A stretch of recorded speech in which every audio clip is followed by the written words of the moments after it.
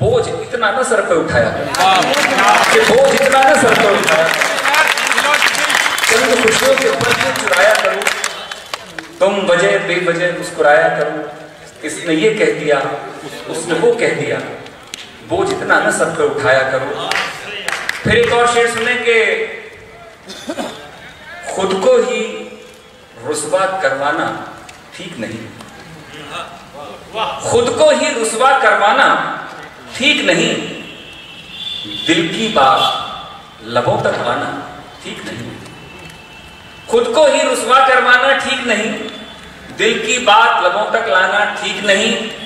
और एक थोड़ा सा एक सेकंड आपका ले लो, आदमी होने की निशानी केवल सांस लेना नहीं है, सोचना और विचारना है।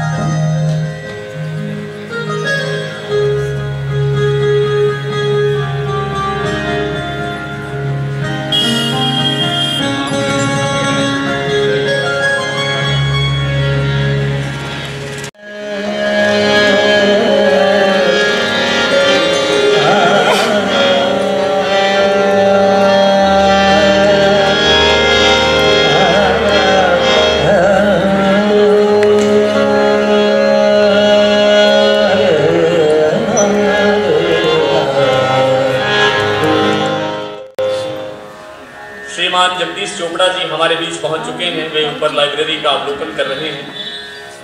चंद ही लम्हों में वे हमारे बीच होंगे और कार्यक्रम का विधिवत रूप से शुभारंभ होगा। आज का कार्यक्रम 2 कड़ियों में है। पहली कड़ी में श्री युवक साहित्य सदन के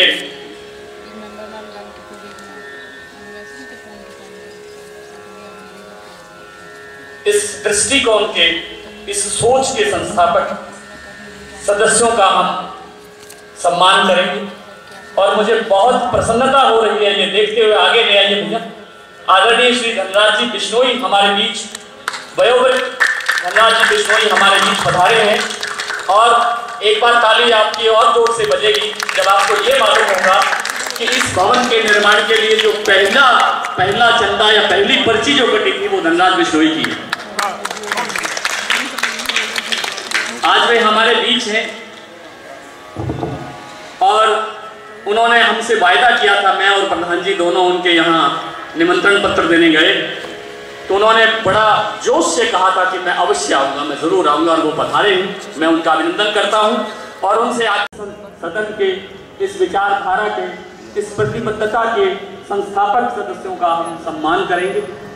पिछले दिनों 1 अक्टूबर को हमने इसी उपलक्ष्य में एक विद्यालय स्तर की प्रतियोगिता आयोजित की थी जिसमें प्रश्नोत्तरी और निबंध वाचन प्रतियोगिता थी। उस प्रतियोगिता के विजेताओं को भी हम सम्मानित करेंगे। माननीय जगदीश चोपड़ा जी मुख्य अतिथि के रूप में हमारे बीच पधार चुके हैं। मैं पुनः आप सबकी ओर से और श्री युवक साहित्य सदन की ओर से अभिनंदन करता हूँ।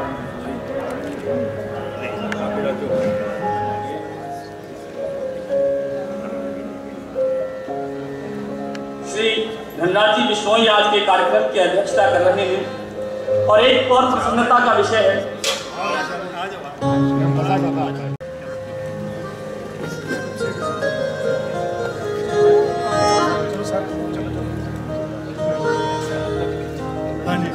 के सम्मान करें। हमारे एक और संस्थापक सदस्य श्री दुर्गा प्रसाद जी गोयल हमारे बीच पधारे हैं। मैं उनका भी अभिनंदन करता हूं, स्वागत करता हूं। कृपया मुख्य पंक्ति में अपना स्थान लें।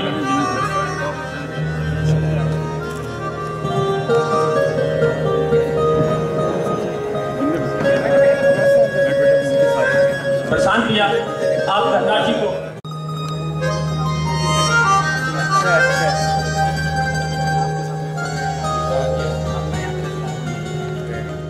मैं उनका अभिनंदन करता हूँ, स्वागत करता हूँ। आदरणीय प्रोफेसर रूपदेव गुरु जी हमारे बीच पहुँचे हैं। आदरणीय नागी साहब, चावला साहब, परमानंद शास्त्री जी, डॉक्टर रविंद्र जी और दूसरे साथी करनैल सिंह जी, मैं सबका अभिनंदन करता हूँ। ज्ञान की रोशनी होनी चाहिए, ये एक ऐसा संदेश है जो सब तक पहुँचना चाहिए, जो हर घर तक, हर जहन तक पहुँचना चाहिए। रमेश मेहता जी बार एसोसिएशन के 9 बार अध्यक्ष रहे और हमारे बीच हमेशा ही अध्यक्ष के रूप में ही रहते हैं। मैं उनका भी यहाँ अभिनंदन करता हूँ।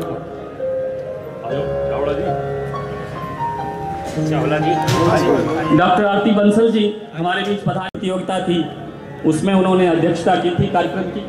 माननीय रूपदेव गुरु जी भी यहाँ मौजूद हैं, जो उस कार्यक्रम में मुख्य अतिथि के रूप में हमारे बीच पधारे।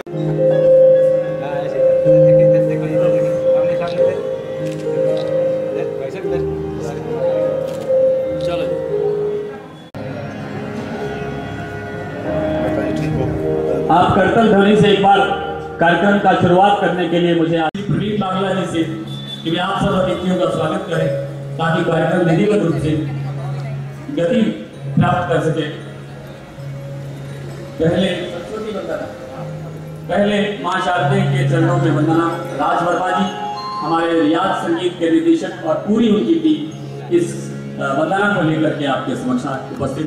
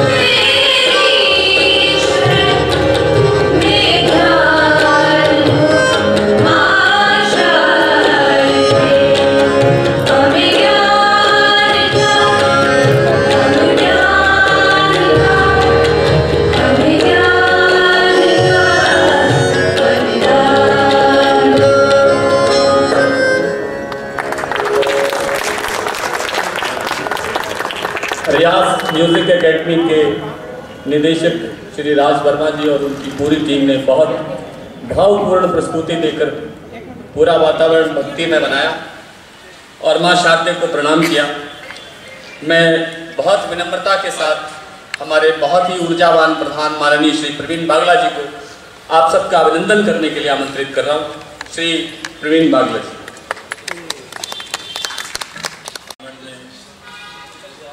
विराजमान हमारे आज के मुख्य अतिथि माननीय श्री जगदीश चोपड़ा जी इस समारोह की अध्यक्षता कर रहे हैं, हमारे माननीय धनराज जी बिश्नोई और बहुत ही महंगे श्रोतागण, देवी और सज्जनों, आज के समारोह में हमारे फाउंडर मेंबर्स जो हमारे बीच में लाइव हैं उनका सम्मान करना एक विशेष बात है। उसके बाद कवि सम्मेलन, हम अपने उन मेंबर्स को क्यों याद कर रहे हैं या क्यों उनका सम्मान कर रहे हैं, एक बात है। हम चाहे मेंबर को याद करें या ना करें, उनको व्यक्तिगत नाम से याद करें ना करें, उनके कर्मों को याद करना हमारी ड्यूटी, हमारा फर्ज है। जब जब उनके कर्मों को हम याद करते हैं तो हमें दिखता है, पता लगता है कि उस समय में जब किताब पढ़ना ही बड़ी मुश्किल बात थी, अखबार पढ़ना तो एक बहुत ही मुश्किल सी, रख ही नहीं सकता था कोई, तो एक उनका विजन था किताब जिसमें ज्ञान की गंगा बहती है, उस किताब का संग्रह किया जाए और आने वाली पीढ़ी को किताब दी जाए। ऐसा सोचना, ऐसा विचार करना, उनके ऐसे कर्म थे, ऐसी सोच थी।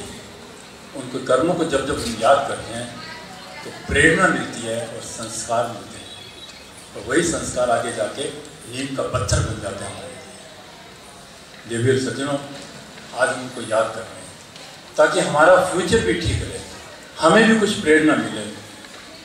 विशेष कारण है उनको याद करने का कि जो हमारे बीच में बैठे हैं उनका हम सम्मान करें, जो स्वर्गवासी हो गए उनको याद करें। देवी और सज्जनों, ये सम्मान समारोह, ये कवि सम्मेलन पहली दफ़ा आपके सामने प्रस्तुत है। बहुत सी गलतियाँ, बहुत सी कमियाँ रह सकती हैं, आप उसको नज़रअंदाज करें। आप सब यहाँ आए हैं, मैं शिवयुग साहित्य सदन के पूरे परिवार की तरफ से आपका स्वागत करता हूँ। और चोपड़ा जी जैसे इंसान आज हमारे बीच में बैठे हैं, मतलब आना बहुत बड़ी मुश्किल में पैदा नहीं करते। इनके लिए मैं कहूँगा कि चाहे कोई ऐसी बैकग्राउंड नहीं होते हुए भी उन्होंने अपना एक स्थान बनाया है अपनी मेहनत से, अपनी लगन से। इसी तरह से हमारे बीच में जो हमारे अध्यक्ष हैं धनराज जी बिश्नोई, कर्मयोगी इंसान रहे हैं, अपनी बात बड़ी फटाक से कह सकते हैं, सच्चाई कहते हैं। और ये वो इंसान है, जब युवक साहित्य सदन की नींव रखी गई या विचार किया गया था कि एक ऐसा सदन बनाया जाए जिसमें विशाल इसका रूप हो, तो सबसे पहले ये आए सामने कि ये मेरी पर्ची काटो। ये पहले वो इंसान है जो श्री युवक साहित्य सदन के सदस्य बने और फाउंडर मेंबर बने। तो हमें फख्र है कि आज हमारे बीच में ऐसी हस्तियाँ हैं और आप सब श्रोता लोग, आप बैठे हैं बड़ी शांति से, बड़े प्रेम से हमें सुनने के लिए। आइए आज के प्रोग्राम को आनंद लें। बहुत बहुत धन्यवाद।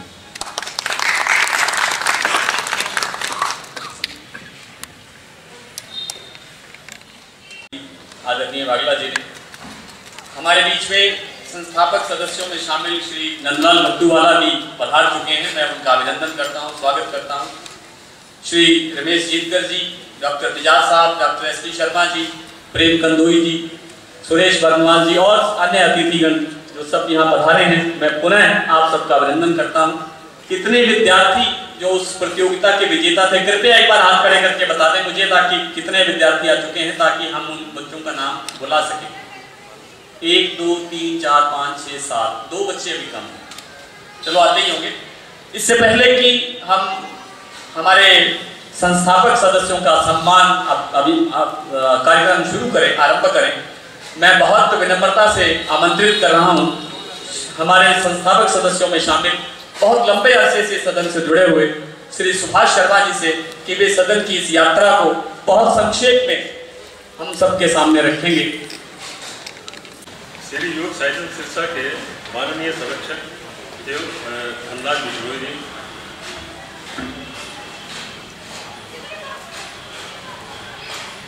जो कि श्री युवक समिति सिरसा 1927 के प्रधान है।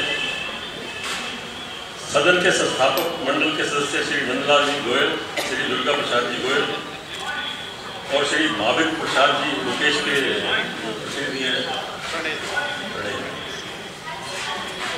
आज के मुख्य अतिथि श्री जगदीश चोपड़ा जी, पूर्व मुख्य सलाहकार मुख्यमंत्री हरियाणा सरकार, सभी उपस्थित सुधीजन, श्री युवक साहित्य संघ सिरसा के 40वें स्थापना दिवस के आपका हार्दिक स्वागत अभिनंदन है। श्री युवक साहित्य सदन की स्थापना से 40 साल पहले 1982 में हुई, लेकिन उससे पहले अपने श्री युवक समिति पुस्तकालय और वाचनालय की स्थापना 1 सितंबर सन 1927 में 7 मैट्रिक पास विद्यार्थियों ने की। वो है वैद्य शिव कुमार, श्री भगवानदास गुप्त, शंकरलाल पांडे, श्री त्रिलोकचंद जींदगर, श्री मनसाराम महिपाल, श्री देवचंद पंसारी और श्री फूलचंद कंदोई। इन्होंने मिलकर आपस में कुछ पुस्तकें इकट्ठी करके और रामनारायण ब्याड़ी जी की रानिया बाजार में तबेला था, वहाँ से ही यात्रा शुरू हुई जो यहाँ तक पहुँची है इतने सालों में। 27 से लेके और सन 75 में ये संकल्प हुआ कि एक ऐसा पुस्तकालय बनाया जाए, भव्य हो और जन जन को उसका सहयोग मिले, उसका फायदा जन जन के पास जाए और उसमें अच्छी ज्ञानवर्धक पुस्तकें रखी जाए। तो युवक समिति का उद्देश्य था हिंदी भाषा का प्रचार प्रसार, हिंदी भाषा में प्रकाशन और स्थानीय कलाकार, स्थानीय लेखक, कवि, उनको प्रोत्साहन देने के लिए 1941 में एक हस्तलिखित पत्रिका प्रयास का प्रकाशन का शुभारंभ किया।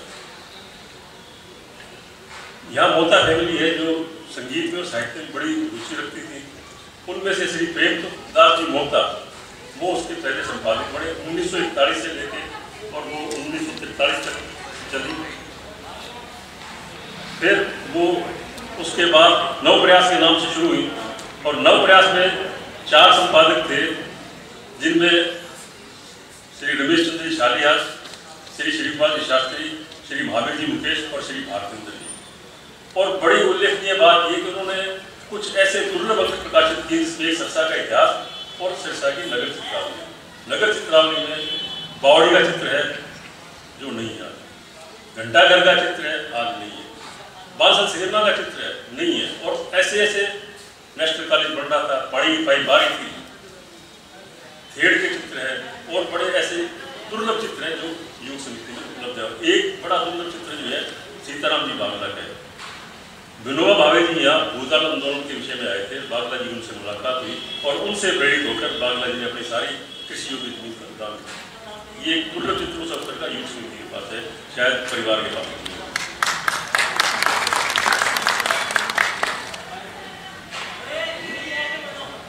युवक साहित्य संघ की स्थापना हुई और उसमें माननीय पीएसी शर्मा उन्होंने इसकी आधारशिला रखी और उसके बाद 1982 में इसका उद्घाटन हुआ। लोकार्पण पूर्व तत्कालीन मुख्यमंत्री श्री भजनलाल की कर कमरों से हुआ।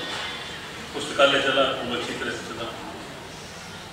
धीरे धीरे धीरे धीरे समय बदलता गया, सोशल मीडिया आ गया, टीवी आ गया, मोबाइल आ गया, इंटरनेट आ गया और धीरे धीरे लोगों की जो प्रवृत्तियाँ थी, जो आदतें थी, जो रुचियाँ थी, कुछ धीरे धीरे बदलनी शुरू हुई। पुस्तकालय का रुझान कम हो गया। अब समय बदलता है। एक शायर ने भी कहा है, तुम भी बदल फलक के जमाना बदल गया। बदलते जमाने के साथ कदम ताल करने के लिए युवक साहित्य सदन की कार्यकारिणी बैठी। उन्होंने विचार किया क्या किया जाए। तो एक विचार ये आया कि पुस्तकालय का ध्यान बढ़ा, उसके लिए कुछ ऐसी व्यवस्था की जाए कि जो हमारे विद्यार्थी है उनको बैठ के अध्ययन करने का अवसर मिले। उसके लिए सदन में जो मुख्य हाल है सदन का, उसमें 52 कुर्सियों की व्यवस्था की गई, 7 टेबल हैं उनके AC है, 3 AC लगे हुए हैं, RO का पानी है, साफ सुथरे शौचालय है और बड़ा शांतमय माहौल है। वहाँ अब रोज लगभग जो है 60 से लेके 70-80 तक जो है विद्यार्थी वहाँ आते हैं, पढ़ाई करते हैं और सब निःशुल्क है, कोई शुल्क नहीं किया जाता उसके लिए। जबकि जो मार्केट में जो ऐसी चल रही है, लाइब्रेरियाँ चल रही है, वो 800 से लेके 1500 रुपये तक, कहीं कहीं 2000 रुपये भी वो चार्ज कर रही है, लेकिन यहाँ से कुछ नहीं शुल्क है। और कुछ मांग देखते हुए उनको सीटों को 16 सीटें और बढ़ाने का प्रस्ताव हमारे पास है, तो उसके लिए भी प्रस्ताव विचाराधीन है, कार्य चल रहा है उस पर, और एक AC भी उसके साथ और प्रावधान किया। अब जन कल्याण के लिए संस्थाएं यहाँ बहुत सारी हैं, उनको कार्यक्रम करने के लिए कोई जगह अवेलेबल नहीं होती थी, कोई कहीं जाती थी, कोई कहीं जाती थी। उसके लिए जवाहरलाल नेहरू हाल आपके सामने ऊपर इसकी व्यवस्था की गई, पूरा AC है, कुर्सियाँ 200 कुर्सियों की व्यवस्था है, टॉयलेट साफ है, पानी की व्यवस्था है, बिजली की व्यवस्था है और साथ में साउंड की व्यवस्था है। यानी कि सब कुछ है, आपको आगे प्रोग्राम करना है, अपना प्रोग्राम किया आप जा सकते। और चार्जेस भी एकदम नॉमिनल से। किसी को प्रोफेसर साहब बैठे हैं, ये अक्सर इनके प्रोग्राम होते हैं यहाँ, और महीने में का एक बार तो होता ही होता है, बाकी और संस्थाएं वो भी करती है। ये रविंद्र कला मंच है मेरे पीछे, जो भी सांस्कृतिक कार्यक्रम होते हैं उनके लिए इस मंच की व्यवस्था की गई है, उसका भी बड़ा फायदा संस्थाओं को हो रहा है। अब जो है अंत में जयंत कवि राय जी से क्षमा प्रार्थना के साथ कुछ संशोधन है उनके, उसमें 40 वर्ष का हो गया श्री योग साहित्य सदन आज, सिरसा बाणों को हो रहा है नाज, रहा है नाज इस पर ज्ञान संवर्धन करता, कह जयंत कवि राय इसे समृद्ध बढ़ाओ, कर सहयोग निरंतर ज्ञान उजियारा पाओ। धन्यवाद।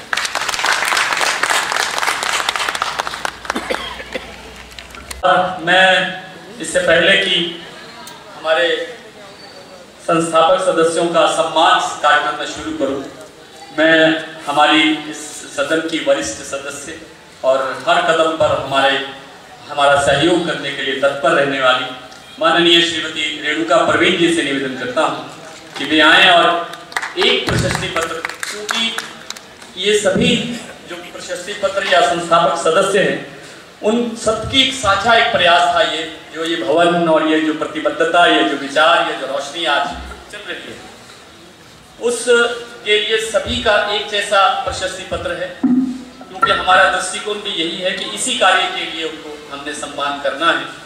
तो एक प्रशस्ति पत्र माननीय श्री धनराज जी बिश्नोई को जो समर्पित है उसका वाचन किया जाएगा श्रीमती रेणुका परवीन जी द्वारा, और उसके बाद हम सबका वितरण करेंगे, उनका सम्मान करेंगे। श्री युवक साहित्य सदन के स्थापना दिवस के उपलक्ष्य में आयोजित सम्मान समारोह में आप सभी का हार्दिक अभिनंदन। प्रशस्ति पत्र मैं पढ़ने जा रही हूँ। श्री युवक साहित्य सदन सिरसा की स्थापना 14 अक्टूबर 1982 को हुई। यह पावन दिवस आपके सतत प्रयासों, हिंदी साहित्य के विकास के प्रति आपके प्रेरक विचारों एवं समाज कल्याण की भावना को आकार देने के संघर्ष से प्राप्त हुआ। आप एवं आपके साथियों द्वारा लगाया गया यह पौधा आज वट वृक्ष के रूप में साहित्य संगीत के मार्ग पर चलने वालों को शीतलता एवं नव पथ निर्माण में सहयोग देकर अपना दायित्व निभा रहा है। आज आपको आजीवन उपलब्धि सम्मान देते हुए हम गौरवान्वित अनुभव कर रहे हैं। सदन आपकी दीर्घायु एवं स्वस्थ जीवन की कामना करता है। धन्यवाद। और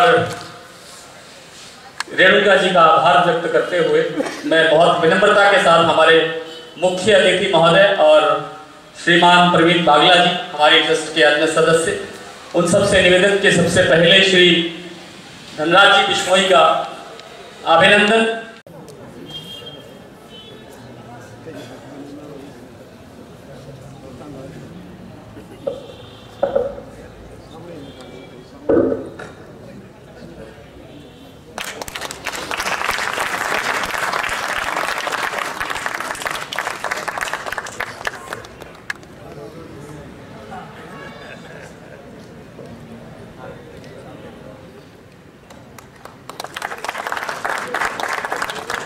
इतनी कमजोर तालियों से बात बनने वाले इसमें बहुत बड़ा योगदान है कमला जी। वेलफेयर ट्रस्ट के प्रतिनिधि के नाते हम उनका अभिनंदन कर रहे हैं, हम उनका सम्मान करेंगे।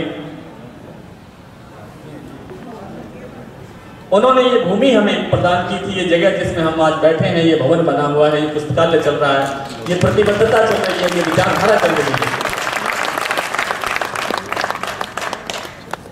उसके बाद माननीय श्री सुशील बंसल साहब से मैं आग्रह करूंगा, 70,000 रुपए का योगदान देकर के इस ट्रस्ट को आगे बढ़ाने में योगदान दिया। हम आज उनका अभिनंदन करते हुए बहुत गौरवान्वित महसूस करते हैं। बहुत विनम्रता के साथ मैं मंच के करीब बुलाना चाहता हूं श्रीमान नंदलाल जी भट्टू वाले को। नंदलाल जी गोयल साहब, ये हमारे संस्थापक सदस्यों में हैं और आज हम उनका भी अभिनंदन करेंगे। श्रीमान नंदलाल जी गोयल भट्टू वाले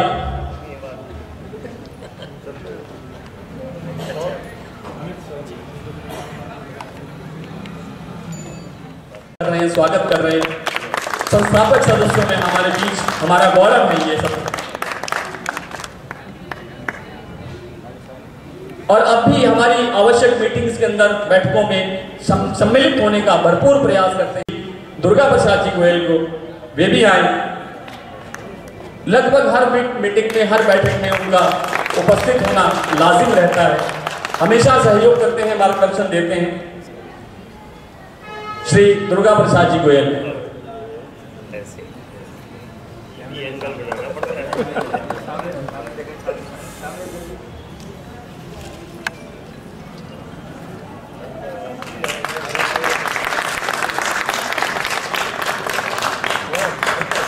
हमारे वरिष्ठ उपाध्यक्ष और अभी आपके समक्ष चेयरमैन माननीय श्री अशोक वर्मा जी पधारे, मैं उनका स्वागत करता हूं।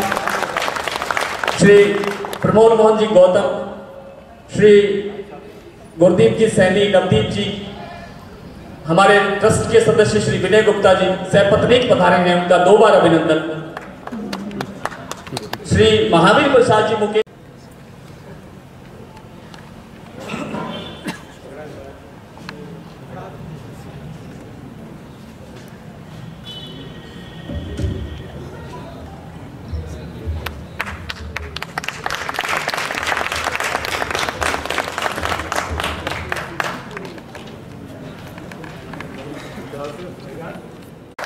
इस प्रतियोगिता में नगद पुरस्कार है। फर्स्ट टीम है, प्रश्नोत्तरी में फर्स्ट टीम को क्या पुरस्कार है नगद में भाई?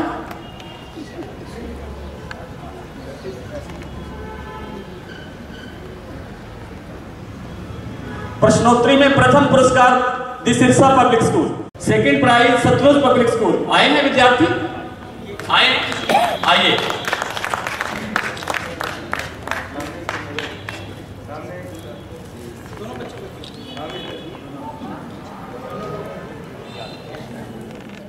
दोनों को बांट देना चाहिए, आप ये अपने विद्यालय में दे देंगे। तीसरा स्थान प्राप्त करने वाले विद्यार्थी आए हैं राजकीय खैरपुर का जो राजकीय विद्यालय है, राजकीय सीनियर सेकेंडरी स्कूल, राजकीय वरिष्ठ माध्यमिक विद्यालय। शर्मा जी आपका भी स्वागत। इसको ठीक कर दिया गया भाई।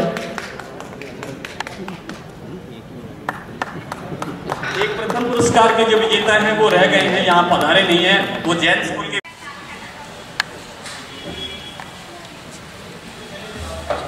युवक साहित्य सदन के बहुत ही सम्मानित अध्यक्ष और मेरे प्रिय भाई परवीन बागला जी, आज के इस समारोह की अध्यक्षता कर रहे बहुत ही श्रद्धेय और सम्माननीय श्रीमान धनराज बिश्नोई जी, यहाँ पर इतने विद्वान बैठे हैं, मैं सोच रहा हूँ किसका नाम लूँ और किसका छोड़ूँ। श्रीमान चावला जी बैठे हैं, खलीदर जी बैठे हैं, शर्मा जी बैठे हैं, बंसल साहब हैं, मेहता साहब हैं, और एक शख्स सिर्फ इस कार्यक्रम के लिए 100 किलोमीटर दूर से यहाँ पर चलकर आए हैं। श्री अशोक गुप्ता जी एक बार खड़े होंगे तो सभी लोग दर्शन भी हो जाएंगे। सिर्फ इस कार्यक्रम के लिए इस हाथ से चल के यहाँ पे आए हैं। आपका स्वागत है, अभिनंदन है। बहुत ही आदरणीय प्रोफेसर रूपदेव जी बैठे हैं, वो पीछे की पंक्ति में बैठे हैं, मैं आगे की पंक्ति में बैठा था और अब मंच पे खड़ा हूँ। तो मुझे स्मरण आ रहा था, शायद कहीं पे कुछ गलत शब्द आगे पीछे हो जाए। बोले श्री राम कह गए सिया से, ऐसा कलयुग आएगा, हंस चुनेगा दाना पानी और कौआ मोती खाएगा। जगदीश चोपड़ा तो मंच पे बैठा है, खड़ा है, और प्रोफेसर रूपदेव जी पिछली पंक्ति में बैठे हैं। तो ये जो मैंने दोहा कहा है अपने आप में साकार हो गया। मेरे जैसे छोटे से व्यक्ति को इतना बड़ा सम्मान, वैसे कोई दुर्बल सा व्यक्ति हो ना और उसे रिच डाइट दे दी जाए तो उसको डाइजेस्ट करना भी बड़ा मुश्किल होता है वैसा।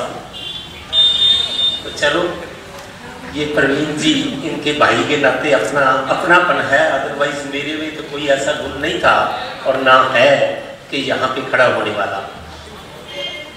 आज आपने कार्यक्रम रखा, मैं सामने देख रहा था, कई बार संयोग होता है, आश्चर्यजनक संयोग होता है। युवक साहित्य सदन का स्थापना हुई 14 अक्टूबर को और जगदीश चोपड़ा का इस सृष्टि में आगमन हुआ 14 अक्टूबर को। तो युवक साहित्य सदन का और मेरा दोनों का जन्मदिन एक ही है, दोनों युवा हो गए। ये भी ठीक है, इस भाव में कुछ माड़ा नहीं है। कहते हैं, महापुरुषों का कहना है कि किसी व्यक्ति के बारे में जानना है तो किसी से पूछने की आवश्यकता नहीं। उसके घर में चले जाओ, पहले तो ये देखो कि क्या यहाँ पर पुस्तकें हैं। अगर हैं तो वह व्यक्ति जीवित है, अगर नहीं है तो वो मृत काया है। और पुस्तकें कैसी हैं? जैसी पुस्तकें उसके घर में उपस्थित हैं, उस व्यक्ति की प्रवृत्ति और प्रकृति भी वैसी है। किसी से जांच करने की, पूछने की आवश्यकता नहीं है। महापुरुष ने यह भी कहा कि जो एक पुस्तकालय खोलता है वह एक जेल खाना बंद कर देता है। इंसान को इंसान बनाने के लिए अगर सर्वाधिक किसी का योगदान है तो वो पुस्तक का है। क्रांतिकारी परिवर्तन करने की सामर्थ्य रखती है पुस्तक। और उसके जो लेखक हैं, कहते हैं साहित्यकार, पहले तो इसमें नाम पत्रकार का भी होता था, लेकिन अब वो छूटता जा रहा है। लेकिन साहित्यकार देश और समाज का प्राण होते हैं, प्राण। साहित्यकार की प्रवृत्ति, उसकी प्रकृति, उसकी सोच, उसका विचार, उसका चिंतन और उसका लेखन इंगित करता है कि ये देश किस तरफ जा रहा है। साहित्यकार समाज का प्राण होता है, प्राण। अगर देश और समाज के लिए कोई सबसे मूल्यवान चीज है, बाकी सभी को निछावर किया जा सकता है, सभी को निछावर किया जाता है। चाहे कोई नेता है, चाहे कोई अधिकारी है, चाहे कोई व्यापारी है, चाहे कोई किसान है, चाहे कोई मजदूर है, चाहे अमीर है, गरीब है, लेकिन सबसे मूल्यवान पूंजी उस देश और समाज की वो साहित्यकार होता है। आप सामने बैठे हैं, आप समाज के आराध्य देवता हैं। दिल से कह रहा हूं, हम लोग तो वो सीवर में से कुछ ढूंढ रहे हैं, वहां से क्या मिलेगा। सारी जिंदगी निकल गई और जो है वो भी चली जाएगी, और 13 दिन बाद घर वाले भी याद नहीं रखेंगे। लेकिन आपने पीढ़ी दर पीढ़ी जो संजो के समाज को और अपने परिवार को दिया है वो अमूल्य है। दुनिया की सारी पूंजी भी दे दो तब भी आपका एक अक्षर उसका मूल्य भी नहीं दिया जा सकता। आप समाज की बहुत बड़ी धरोहर है, बहुत बड़ी धरोहर है। अभी कभी सम्मेलन होगा, आप समाज की परिस्थिति पर आपका व्यंग भी होता है, आपका कटाक्ष भी होता है, आपकी टिप्पणी भी होती है समाज को जगाने के लिए। लेकिन अपना समाज ऐसा है, जरा यहाँ पे क्योंकि कुंभकर्ण हो भी गए हैं, उनका प्रभाव आज भी चल रहा है। हम सोए हैं, पता नहीं कब से सोना शुरू किया था, और आज भी बहुत विरले लोग हैं जो जग रहे हैं, वरना हमारे जैसे तो तान के सोए हैं। कभी कभी इतनी पीड़ा होती है जब मैं सुनता हूं, समाचार में सुनते हैं, अखबार में पढ़ते हैं,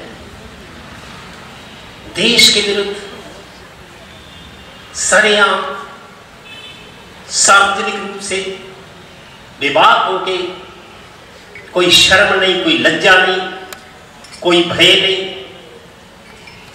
और देश के विरुद्ध बोलते हैं, देश के विरुद्ध, अपनी मातृभूमि के विरुद्ध बोलते हैं, देश को तोड़ने की बात करते हैं, और मैं और आप डेड बॉडीज, मृत प्राय, पड़ा अखबार फेंक दिया, कोई मतलब नहीं है। कितने लोगों ने अपने प्राण दिए थे, और आज वो जो खंडित भारत अपने पास है उसको सुरक्षित और संरक्षित रखने की सामर्थ्य हमें नहीं है। इस स्थिति को बदला जा सकता है, इस स्थिति को कोई राजनेता नहीं बदल सकता, कोई सुरक्षा कर्मी नहीं बदल सकता, कोई सेना नहीं बदल सकती, कोई पुलिस नहीं बदल सकती, सिर्फ और सिर्फ आप बदल सकते हैं। साहित्यकार बदल सकता है, पत्रकार बदल सकता है। मुझे स्मरण आते हैं स्वामी विवेकानंद के वो शब्द उन्होंने कहे थे, ये समाज, हमारा खून जो है ये पानी हो गया है, हजारों साल की दास्तानें हमें कायर बना दिया है। एक बार कम से कम 10 वर्ष के लिए बाकी सब कुछ भूल जाओ, भूल जाओ। यहां तक कि तिलांजलि दे दो अपने संगीत को भी, एक बार रणभेरी बजने दो। इस देश के युवाओं को एहसास होने दो कि वो जिंदा हैं और जिंदा कौम के निवासी हैं। मुझे लगता है आज भी वही स्थिति है। मैं आपके श्री चरणों में प्रार्थना करता हूं, आप लिखो, बेधड़क होकर लिखो, निर्भीक होकर लिखो, लेकिन आपके लेखन का केंद्र बिंदु एक बार कुछ समय के लिए सिर्फ आपकी मातृभूमि होनी चाहिए, देश होना चाहिए, मां भारती होनी चाहिए। पहले 20 बार अफगानिस्तान हिंदुस्तान का हिस्सा था, पाकिस्तान हिंदुस्तान का हिस्सा था, नेपाल हिंदुस्तान का हिस्सा था, सिक्किम हिंदुस्तान का हिस्सा था, भूटान हिंदुस्तान का हिस्सा था, बांग्लादेश हिंदुस्तान का हिस्सा था, ब्रह्मदेश, थाईलैंड, म्यांमार हिंदुस्तान का हिस्सा था, और श्रीलंका भी हिंदुस्तान का हिस्सा था। आपको पीड़ा नहीं होती? अपनी मातृभूमि का कहां पर है, खाएगी है। और आज इसको भी खंडित करने के लिए ऐसी कितना पॉइजनिंग हो रहा है। मैं तो कई बार जाता हूं पंजाब के रूरल एरियाज में, कितना पॉइजनिंग हो रहा है देश के विरुद्ध। सज्जनों, मैं आपके चरणों में निवेदन करता हूं, इस देश को संभालो। और सिर्फ मैं फिर कहता हूं, कोई सैनिक, कोई सेना, कोई पुलिस नहीं संभाल सकती, आप कर सकते हो। इसका उपाय आपके पास है। हे सर्वशक्तिमान ईश्वर, आप इन सब हुतात्माओं को इतनी शक्ति दें, इतनी सामर्थ्य दें, इतनी ऊर्जा दें, इनकी लेखनी में इतना पैनीपन हो, देश के प्रति समर्पण का भाव हो, सारे समाज में जगे, ताकि यह भारत जो कल तक यशस्वी था आने वाले दिनों में पुनः और यशस्वी होकर उभरे। आज के दिन इतनी ही शुभकामनाएं। जय हिंद, जय भारत।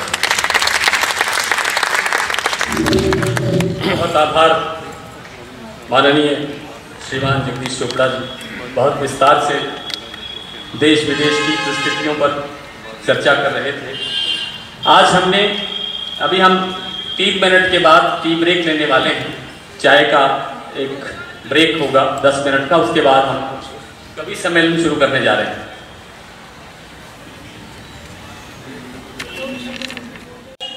मुल्तवी जो है वो इस तरह से खड़का करके कैसे पल्ले से डाल करके चलता है। मैं क्या मुझे बढ़ाओ पहला होगा, मुझे पहले नंबर बढ़ने के लिए उन्होंने मतलब ये सोचा था तो ये क्या करेगा, तो मैंने उससे पैसे निकाल के उनको दिए और उनके सदस्यों के। इसी तरह से डॉक्टर शिवराम जी को इससे ऊपर के हद रूहानी के लिए यहाँ जब हम तामीर कर रहे थे, हमारे मेंबर जो 4 निर्माण कमेटी के मेंबर थे वो ये सोच रहे थे कि कैसे करेंगे कैसे नहीं करेंगे। उसके बाद में उन्होंने ये प्रोग्राम रखा ना, उसे भी यहाँ जो है नीचे का ये हाल तो ये तो बन गया। मैं क्या यार सजा नहीं, वो मिस्त्री था, मैंने उनसे कहा कि आप जो है इसको तो मुनियर नहीं उड़ाओ, दीवार खड़ी करो, हम जो है इसको पूरा ऊपर की मंजिल तैयार करेंगे। मैंने डॉक्टर शिवनारायण जी को थोड़ा सा घनश्यामदास जी मित्तल के द्वारा प्रेरित करवाया। उन्होंने अब पूरा सहयोग लेकर के यह हाल निर्माण करवाया। इसी तरह से हमारी जन्मदात्री योग समिति, क्योंकि उससे ही आगे ये उनके प्रयास से ये सारा सिलसिला हुआ है। वहाँ निर्माण के लिए जब मौका मिला तो वहाँ जो एक जाति के जो शब्द हैं, जो उच्चारण है वो मुझे बहुत ज़्यादा अच्छे नहीं है, गुस्ताखी माफ करें।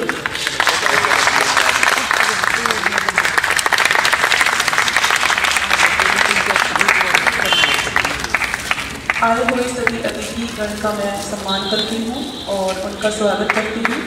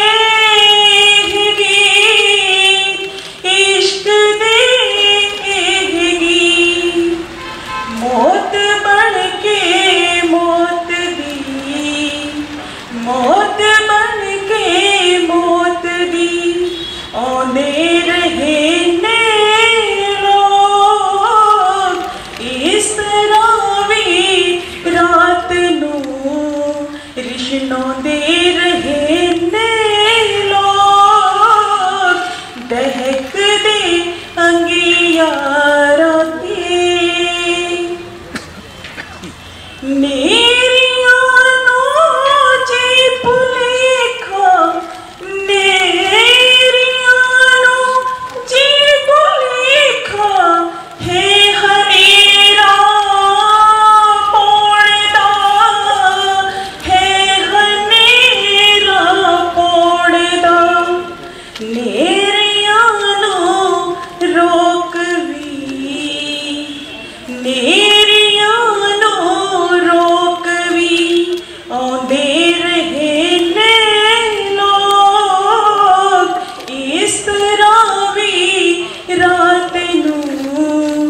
कृष्णो दे रहे नैनो